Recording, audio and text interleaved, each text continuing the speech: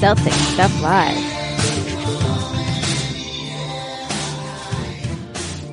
Welcome to Celtic Stuff Live on the CLNS Media Network, the leading online provider of audio and video coverage for the Boston Celtics. I'm your host, Justin Poulin. Joining me is John Duke, and the Celtics finally, it seems, have their groove somewhat back. A little bit of a struggle in game 2 of a home and home against the Detroit Pistons, or I should say away and home. Depends on how you look at it, but an away and home. And looks like Kyrie Irving may be back. That's exciting. Great couple of games. They leapfrog a previously undefeated team in the standings. That's right. Detroit was 4-0, and then they ran into the buzzsaw Boston Celtics, getting contributions from everybody on the team. Really kind of nice. I know we got an injury to deal with again, so we'll talk about that as one big man comes back, another one goes out. We'll get to that. But we also set up a mailbag for this week's episode.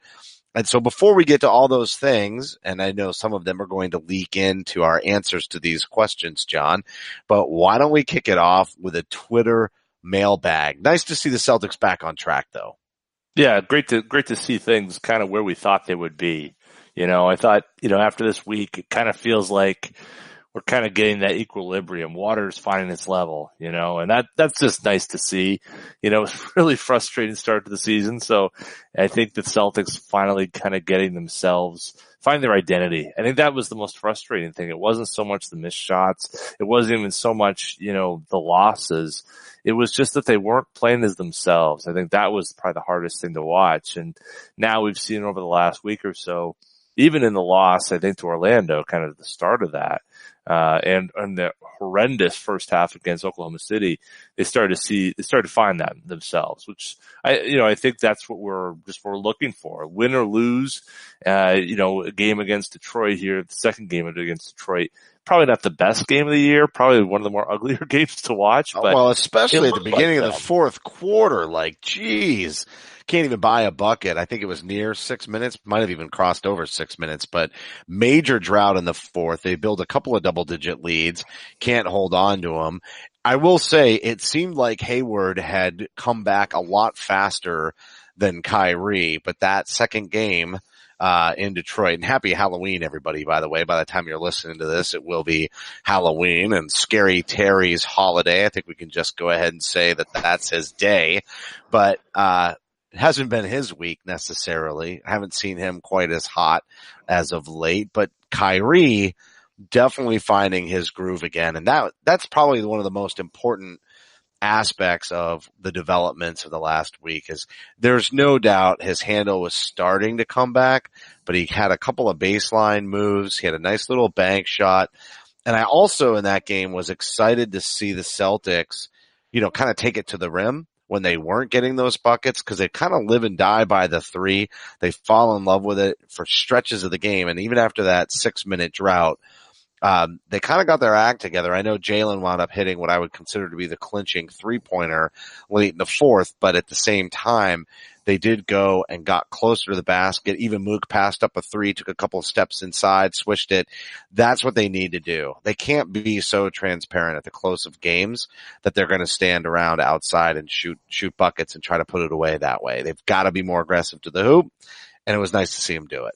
Well, I think that's the biggest change probably over the last week too, has been paint touches. I mean, just getting to the paint, creating causing the defense to collapse, and then getting open 3-pointers.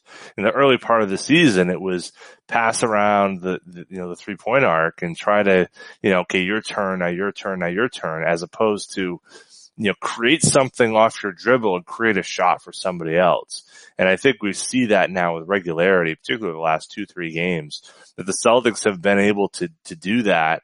And they have the playmakers and they have the shooters who can make someone pay for that. So in the early going, they weren't making their shots, and some of those were open shots, true, but they were long twos. Now they're getting wide open threes, and I think you're seeing, even the numbers being, the team was one of the worst, 3-point shooting teams in the league. They're now up to 21st in 3-point percentage before tonight's game. And they're shooting 3-pointers at 12th in the league rate again before tonight's game. So they're making strides in that regard. They're getting better looks. They're getting the looks that they want, and they're creating looks for each other. And I think you're right. Kyrie tonight really was the first time it felt like he had all of his mojo going. He got the haircut. He looked good. He looked sharp. The beard was trimmed. The dude was ready to fire. And it was just so awesome to see. And everything just kind of falls in its place. And you see, even Jaylen Brown had a really tough start to the season. And now playing off of what Kyrie's doing, he gets going in that second half and scores, I think, 6 of his last 7. So yeah, and he was that struggling. was really needed. He was struggling in the game. I still feel like defensively, the officials aren't giving him the benefit of a lot of calls. Clearly, Detroit complained about the defense that was played on Blake Griffin in the first game of this 2-game set, and there were adjustments made. He was getting away with hooking. I know Tommy talked about it a lot during the broadcast, but definitely did not give Jaylen Brown the benefit. Really haven't seen Jaylen get the benefit of the doubt from the officials, except in that first game. He just did a miraculous job against Griffin. I think he got frustrated. Loved the adjustment that the set made with kind of a lot of times throwing Kyrie out at Blake beyond the arc. The problem with it was that the defense did not come back and recover or help when Blake would get by Kyrie. That was a huge defensive liability sort of concern there in the fourth quarter.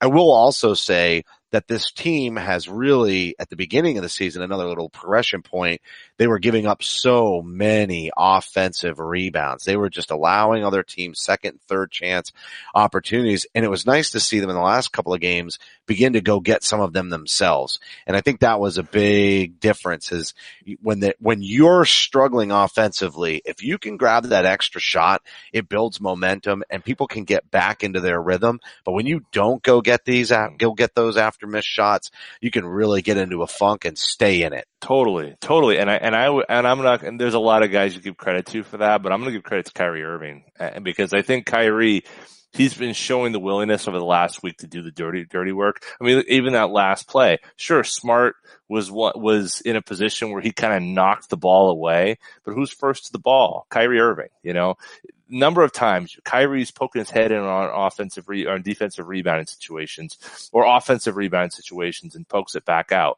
We saw that, the other night against, it was the OKC game, and so if he's doing it, it sets the tone for everybody else. And I feel like, when we were going to record the other night and we might, before, this offensive explosion, that was my sense was Kyrie's kind of the player of the week to me. And I don't know if he scored the most points, probably after night he has, but I feel like his leadership in doing the other things that aren't Kyrie-like, but they're winning basketball type plays. Those are things that are contagious. And now you're seeing everybody else is also doing that. He was taking those long twos as much as anybody, maybe not as much as Jason Tatum, but at a pretty high rate. And so now he's now penetrating, creating opportunities to a greater degree than he was early on. And I think those are the things, creating things for other people. That's the type of giving that you have to do in an offense, like the Boston Celtics. Now they can get the other guys on board, and maybe, we see with Jaylen Brown tonight is the first sign of that. We can start to build this. I don't think this is the final roster. I don't think I'm worried about the fact that they were close to Detroit, even though they've somewhat reclaimed their offensive ability. I think we're just going to see them get better and better and more efficient as we get further into this season. Oh, they're clearly just warming up. And I also like the way that they utilized Mook Sr. to go out on the floor and close out the game. And that man has been on fire.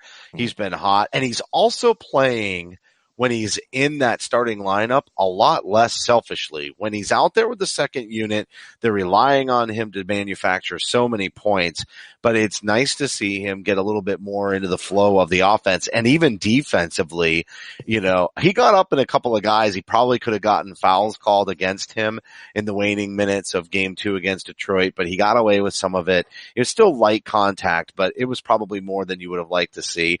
But he's a guy that's garnering respect from the officials. officials. I think defensively, he's stepping up and giving a little more effort when he is playing with that starting lineup because he can, because not so much is being relied upon him for the offense production that they need when he's on the second unit. So that's really nice to see too. As a reminder, everybody, you can follow Celtic Stuff Live on Twitter at CSL_tweet live. You can follow me at CSL_Justin. John is at CSL_Duke, and the entire CLNS Media Network at CLNS Media. Facebook.com/CLNS fans, and don't forget to download the CLNS Media app for iOS and Android. Simply search CLNS Media in your app marketplace. Finally, the YouTube channel, youtube.com/CLNS Media for high definition, full length locker room interviews, the Garden Port, the Roundtable, the Celtic Stuff Live videos that you've been getting for nearly a year now, John. Let's go to Twitter. I was really impressed with the response from our Twitter, or the Celtics crazy Twitter sphere, and you got a good number of questions. I think it's time to dive in. Yeah, so let's go right off the bat to Mike Hussey, who has been a long-time listener of the show, college chum of mine, and overall quite a guy. Anyway, so he asked the question. He says, and this was from a couple of days ago, what's your take on Kyrie's early decreased production? Does it have to return to last year's level to compete for a championship? What do you think, Justin? Yeah, it definitely needs to come back to last year's level for them to compete for a championship. It doesn't necessarily have to get all the way back to that level for them to win the Eastern Conference. There's enough depth on the team, et cetera, but they're going to need every bone and everybody healthy, ready to go and on fire. But I also wasn't all that concerned. You could just tell Kyrie wasn't moving around quite as well yet. His handle, his moves, all of that. The shot was going to fall eventually. He just needed to get his legs under him. And then we obviously did see that. Great question, especially right before this most recent game against the Pistons when he lights it up for 30 points, 5 rebounds, 5 assists. Or was it 31? I can't remember. There was one more free throw at the end after 31. That stat line. Yeah, it's 31. But either way, obviously he's back now. No need to worry. But to answer the question, the real meat and potatoes of it, yeah, he does. For them to compete for a championship, they're going to need everybody. Yeah, and I think it's, if you want to be specific about the word production, in terms of does he need to take that many shots? I don't think that's really, it seems to be, he needs to play at a high level. And he needs to be capable of that, but I don't know if he has to score 30 points. I think he can get to a point where he's creating and facilitating to a greater degree. I'm not sure if the offense is there yet. I'm not sure if the sharing, if everyone's operating at 100%. I don't think we know that yet. I'm interested to see once Gordon Hayward's 2 months in. I think that will give us a better sense of, does Kyrie need to score 25 points a night for the Celtics to win a series against the Golden State Warriors, or does he need to be capable of putting up 40? Maybe not averaging, but capable of, having that extra oomph behind him if he needs it. I don't know. It's a good question. Well, they're going to need him to be able to take over a game, right? At the end of the day, there are going to be moments, especially once we get to January, where they're going to need him to do that. We're afraid of it, and I've mentioned that on previous shows, that last season he did a great job of starting out being a distributor and not necessarily taking over every night. But, a stat line like 10 for 16 from the field and 4 for 7 beyond 3, that's about as efficient as it gets. He can score 30 points a night taking that many shots. This team's going to be in great position. They're going to weather storms like 6-minute droughts in the fourth quarter more often than not. But when we get to January, do I want to see it night in and night out? Obviously not. And I don't know that will happen the same way as it did last year with Hayward healthy and some of the progression of Tatum in year 2, et cetera. But I think that they are definitely going to need him, and it could be the difference of about 6 to 8 wins on the season. So it's nice to see him already getting his legs underneath him before we hit that stretch. Totally. No, and it's somewhat interesting that he got interviewed by Abby Chin at the end of tonight's game, or at the end of the Pistons game, for those of you watching or listening here on Halloween. And he said, I want to shout out to my man Tommy Heinsohn for getting me in shape, which is a shot at Tommy in a way, because Tommy said he wasn't sure that Kyrie was actually in shape. earlier in the year. So, but he wasn't. He wasn't in was game he? shape. But he Or was he couldn't be in just game not? shape. Or was he not? Nah, he Is it couldn't be in game timing? shape. Could be in No. shape and not have the right timing. Maybe that's maybe. Hold on. It's one thing of saying you're out of shape, Jared Sullinger, versus Right. saying he's not in shape. And I don't think he was in game shape fully. And I think it has a lot to do with an abbreviated offseason. Yeah. I mean, you're just starting from a completely different point. Before that game last night or tonight, depending on if you're listening tomorrow morning, before that game, I was thinking to myself, why is Hayward so far ahead? And then, it kind of occurred to me probably somewhere around the end of the first quarter. I was like, Hayward was far ahead because his surgery was so much longer ago. Even though his recovery was so much more advanced, he's had more time to, actually be active. Even when he was on that weird machine, I can't remember what it is, the anti-gravity exercise machine, he was working towards being in physical shape. But, Kyrie's surgery was just not that long ago.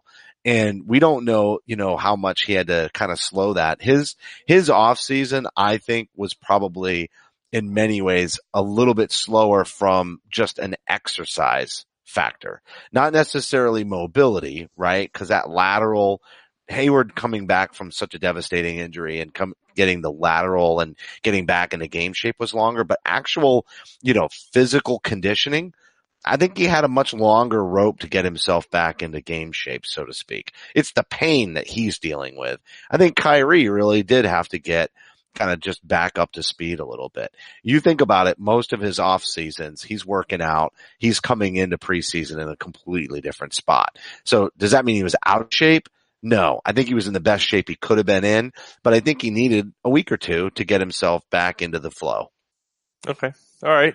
Fair enough. Next question. Next question is here we go. So this is from @TokenJG. He says, thoughts on Mook being the X factor, and should Smart start in favor of Brown? He will have a more defined role to add more defensive impact to the starting lineup. Now, this is something that came up on the Big Three podcast, the one that Brian Robb, Mike Pina, and Rich Levine do. The idea of taking Brown and sending him to the bench in favor of Smart, not as a demotion per se, but more of an attempt to try to balance out some of the skill set and try to maybe have someone more willing to do the dirty work in that starting lineup. So maybe I don't know if you want to take them all at once, but what about your thoughts on? Let's go with the Smart. I'll do the Smart. Piece I'll do the Smart piece. I hadn't really thought about it all that much, but I love Brown. I love Brown. And I think there's, a development piece and I think on some level look at the defense on Blake Griffin in game one, right? So there's that, but you're not really going to lose an enormous amount defensively bringing in Smart. And you can say the size difference to some degree in terms of length, but then you have strength, and we know that Smart is just as switchable as Brown is because we've seen him cover Porzingis in the post. So we know that that's there. Then I thought about it a little bit more, and I'm not sure you want to tinker with it too much when you're trying to develop chemistry and you've got your starting five set, but there is merit to this debate. And the reason there is because there's so many offensive weapons and people that can score. You've got to get the ball to Tatum. You've got to get the ball to Horford. You've got to get the ball to Kyrie. And we've seen Kyrie work off ball so much already this year that there is something to be said for putting Marcus Smart in that distributor role offensively, because that's an area that he likes to be in. I can see things happening with him in that starting lineup.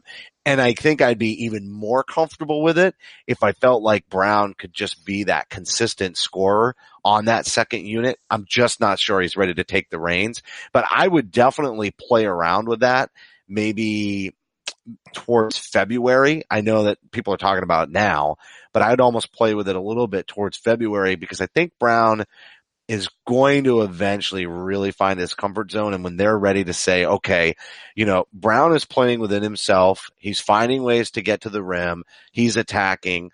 And I would especially play with it if in that starting lineup, he's not getting the cutters. He's not going backdoor. He's not getting those those baseline, drives and alley-oops. If they're not taking advantage of him like that, I would do it not again as a demotion, but just as a way to mess with it. And also maybe you can build Brown's confidence, making him the lead scorer off the bench.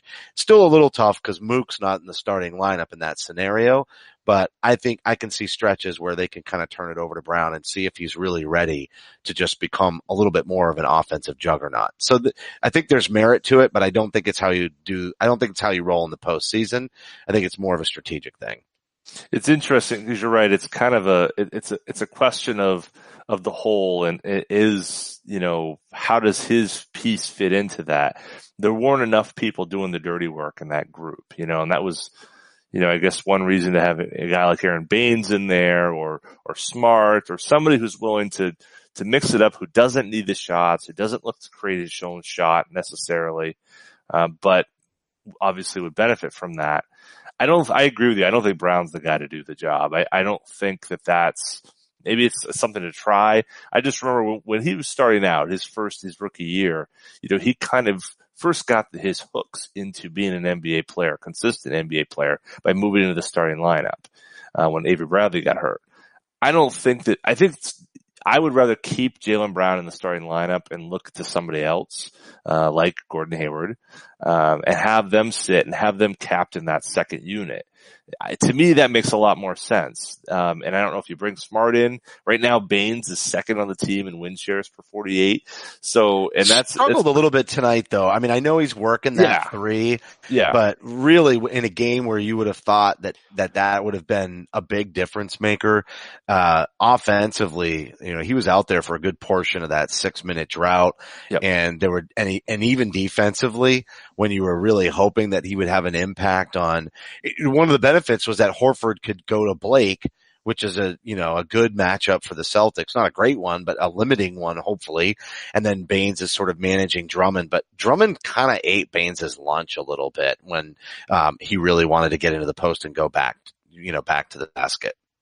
I mean, he had a great end of the first half too. I mean, he was, for plus minus lovers, I mean, he was second on the team in plus minus behind only Tatum, but you're right. He was part of that group. And I don't know how this was exactly the team. This was exactly the team that you were advocating for Baines in the starting lineup for, right? Yeah. So that's the concern I have there. I thought Horford I thought this was probably his worst game of the season. Defensively. I mean, I know he didn't do much offensively, but there's plenty of games where he's going to be like that. But yeah, I see what you're saying. It wasn't, So, I think that Matt, he didn't show up well, but, the idea of, I guess the question of inserting Brown or removing Brown in favor of Smart, I see the value in that, but you need to have somebody who's going to move the ball and facilitate in that second unit. So you're trading one problem probably for another. And as we saw from tonight, I think if Kyrie finds his balance, and there's penetration into the lane, it's going to create those spaces that a guy like Jaylen Brown needs to have offensive impact. And do you think whether it's back cuts or open threes in the corner, he gets that by the ball moving and players moving. And I think he can, be fine with that. So to your point about that whole, second unit and keeping Marcus out there for all of that, do you almost think that they would just make they would not stagger the guard rotation, that they would yank Smart and Kyrie and just insert Terry and Brown for that reason and let Terry kind of run the offense like he did in Kyrie's absence last year? I mean, you almost have to kind of do that rotation that way, right? Yeah, but see the problem, and that's the problem is, Terry really has not done a great job in being that facilitator. Putting him next to Smart allows, Smart to carry a lot of that weight, and Terry can really just focus on the scoring end of it. Without that, I like keeping those two together because of the size of Smart, but also he can facilitate and really, Smart's the point guard and Terry Rozier is the shooting guard, if you need to look at it in that regard. So I like keeping those. Oh, you're going to Avery Bradley this. You're going You're going to old school This Justin is, Poole and Avery Bradley. He's you not a got point it. guard. He's a shooting guard. That's great. All right. Before we go on, I got to tell everybody about 1 in 100. Boston sports fans, do you want to get killer seats to see your favorite team for the price of a beer or a large pizza?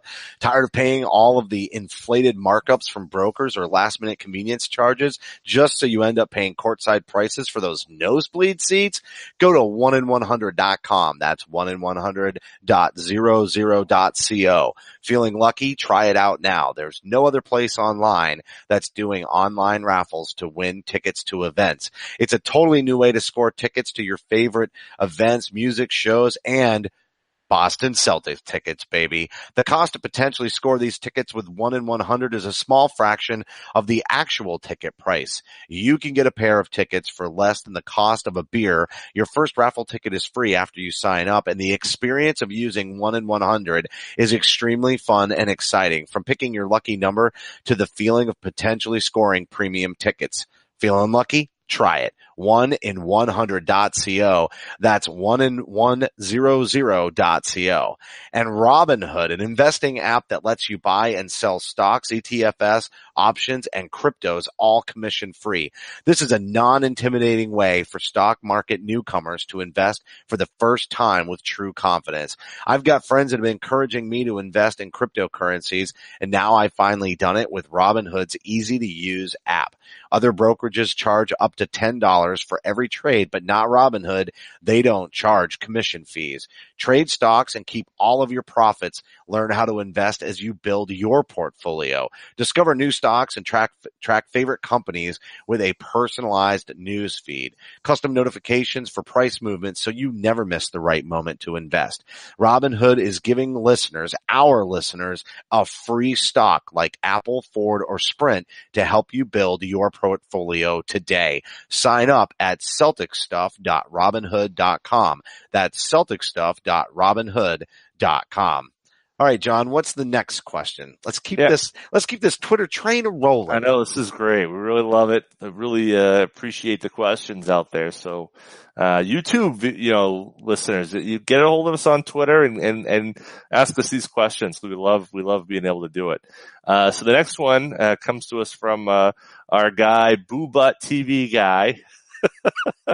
Who we used to be RJ Hunter fan. He says, do you think Robert Williams, Mr. Boo Butt, will make an impact on this year's Celtics? He also said, sorry for the spelling, I'm a little trashed. He's kind of like a next generation Scotsman, isn't he? Yeah, there's a lot of similarities there. Yeah. No, yeah. So, and of course, this is, I don't know if this came after or before the news about Daniel Tice's injury, which will keep him in a boot for 2 weeks and, day to day after that. So what do you think? Boo Butt, what do you think? The Time Lord, is he going to have an impact? Yeah, I think he's going to get some limited minutes. They definitely want to have him out there. He's gotten more minutes than what I would say some of those other early second rounder, late first round picks of years past. Already he got some minutes in the Detroit game, nothing lengthy. And again, I'm sure that Tice injury has had a little bit of an impact on it. But honestly, I think, Mike said it best during the broadcast that here's a guy who really has a unique set of skills from an athletic standpoint and shot blocking, shot altering ability. I also noticed how they picked out the fact that he got a pass kind of into the just above the key, and he kicked it right back out. That's how he's going to stay out on the floor when he comes out. If he keeps that ball moving, this team is still sticking with the ball a little bit. So to bring out a guy like that who's there to rebound, he's there to alter some shots, and then every once in a while get maybe an athletic offensive play. I don't know that he's as polished as he needs to be on offense, other than, a couple of high flying dunks here and there. But I think that's why you put him out there. Get him used to that speed of the NBA game. Get him used to the size of the players. Like, he's been able to dominate on sheer athleticism in the college game to some extent. But in this league, we've got guys that are just way thicker. They can muscle around, and he has to learn how to utilize that athleticism. Shot blocking, that's an immediate impact. Every skinny, athletic freak that comes out that has some length is going to be able to alter shots. But in this case, he's got to figure out how to contribute more than that to be able to stay on the floor, especially with the depth and talent on this team. Were this 3 or 4 years ago, I think you'd be seeing him getting a good 12 to 14 minutes a night. I like how you say he has a very specific set of skills. Was that a Walton? Was that a Bill Walton? What was that? No. Very specific set of skills. Taken. I'm talking about. Yeah, never watched it. About. I know Liam Neeson. I know who you're talking. Liam Neeson. I know. Come on. Yeah. No, I think he's going to play. Not a lot, but you saw those shot blocks he had against the Pistons. I mean, you got to be able to do something with him, but he's very raw. He's got good instincts. And I think, enough time in the lab, he'll get there. Some of those dunks and some of those blocks, I mean, crazy athleticism, and he just needs to know, it's funny. He's got, his mom apparently giving him hell because he's setting the wrong angle on a lot of those screens. So everyone's watching and he knows he's got to get his game back, but the Time Lord is figuring it out, I think. And I suspect he's going to be in Portland once Tice comes back. He'll be up and playing in Portland, with the Red Claws. You think we're just waiting for the season to start up there, huh? Yeah, they just had training camp this past week, so and I think they need him. I mean, with Tice out, I mean, I don't know that Yabu is ahead of him, and I'm not sure really who's ahead of who right now in the pecking order. It may be a game by game situation, but I think right now, I think they need to have the Time Lord on the bench. They're just a little bit thin. So, and that's okay. And I think it might be great, like you said, get that timing right and then go away from it and go in the lab and go play in the league and know what you got to shoot for. And then when you come back, you're better prepared. With all the injuries and the way that Brad's going to probably keep people, very much, rested throughout the season, I think he's going to end up playing, 20 games, 20, 30 games this season. And they may have some blowouts too. So, I think especially if they can get him developed in, the G League fairly quickly. I mean, I think he's a lot smarter than we expected him to be. That's the other thing. And one of the threats of putting him down into the G League for too long is he's not around that veteran presence. And you remember on the draft night show, it's something that Jeff Goodman said, if I were Danny, I'd put his locker right next to Al Horford. He does need to be around those pros. I am not sure, based on where the question marks are with this guy, that he should spend all that much time in the G League. Enough to build his confidence so that when he comes up, he's playing. But I think he needs to be in this culture and in this locker room. Good point. Last one for the night. Our guy Byron Solomon. Byron, who's always great at asking us questions on Twitter, and you all can do it too. Very simple. Byron's question, and again, it's when he kind of came back on. He's like, well, maybe it's not necessary now after tonight's game, but I'm going to ask it anyway. He says, who will be the team's leading scorer and how much will they average? He says, I'm not sure this is a simple answer. So let's start with who is it going to be, and kind of, we did a lot of prognostications in terms of MVPs and this and that, but who do you think is the team's leading scorer this season? I mean, I would love to say Tatum just because I feel like I'm rooting for him and he's got that sweet shooting touch. But at the end of the day, as long as Kyrie stays healthy, he's your guy. I just don't see, like we just talked about with that game, that stretch of time in January and February when you need a guy to win. And just the fact that he is so efficient, and they're going to draw attention. Guys like Tatum, when they're shooting well, are going to draw attention away from him, but he's just going to have too many 30-point nights not to lead the team.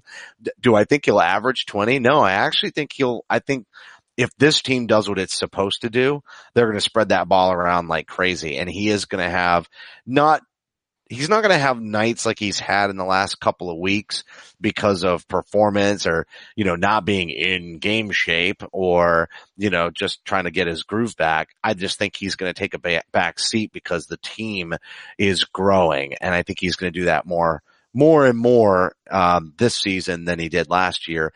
But the fact that he can score 30 so easily, and when you see these scoring droughts like in the fourth quarter, that will still happen. The team, especially if they're settling for outside shots, are just going to have periods where they're not going to be able to get it going. And because of that, because he leads the team in 30-point scoring nights on the year, he ends up edging out. I will say, though, I still think Tatum ends up being right behind him, as well as Hayward, kind of in a 2-3, and I can't even predict what order, because I know right now Hayward's just getting it going, but once he gets it going, that's when I think Kyrie kind of takes a little bit of a step back and lets Hayward take on a little bit more of that offensive load. And so I kind of feel like it's an 18, 16.8, 16.8, 16.7 kind of Kyrie, and then Tatum Hayward. I think you're right. I think they're all going to be. I don't think there's going to be a 25 or 24 point scorer on this team this year. I think they're all going to be around 21, 22, 20 points. I think they will cross over the 20 point threshold. I think Tatum will get there, but I think Kyrie is probably going to lead the team this year. Right now, he's at 16.4 points per game after tonight's game. Tatum is just below that, at 16.1. That's quick math. You're trying to figure that out. But I think that, I think between the two, I think they will get up to the 20s. I think the offense is going to be more potent, and I think that they will find a way. But, you look at right now, the per game numbers, and this is before tonight, 16.7, 14, 11, 10, 14, 11. I just don't see that sustaining itself. I see this team finding more ways to score. And, you look at a team that right now they were, not scoring at a great rate. I mean, their offensive numbers really poor, really, really, really poor, up until this last week. I mean, almost, historically so. To go from that, they were 25th in the league in points scored up until last night, and they've had 6 games. Not great. So I think that they will be in the top 10 by the end of it, and those numbers will largely come from higher scoring averages for those starters. That you couldn't be worse than what those starters have been in early going into this season. Yeah, I'm trying to pull up right now what the average numbers are, just as like a baseline, knowing which players are going to trend up. Just to your point, obviously Hayward and Kyrie are going to trend up. So I'm going to pull that up, but that was our last question. I know we've got some predictions. So I'm going to pull up these numbers and just kind of throw that out there, as we get close to closing out the show. But because we waited until after the Detroit game, we really only have 2 on deck, until our next show. So I wanted to throw this at you. And say, Milwaukee Pacers, do they keep the winning streak alive? Remember last year how much we just loved to, 4-0. I was like, John, come on, there's got to be a loss in there here and there. I was like the 3-1 guy, and you were the 4-0 guy all year long last year. But this would effectively be, 4-0 over the 4 games. We just saw the outcome of the first 2. So do you think they win? Do they beat Milwaukee, which is undefeated as we speak? Yeah, they're undefeated. They beat the Raptors on Monday night. That was a pretty important win, but the Raptors were without Kawhi. The Bucks were without Giannis. I don't know if Giannis will be cleared and out of the concussion protocol in time for the Celtics game. As much as I think I respect what the Toronto Raptors have, aside from Kawhi, I think the Celtics have a better crew. I think they will put the first L in Milwaukee this season. I think they will knock them off of the ranks of the unbeaten.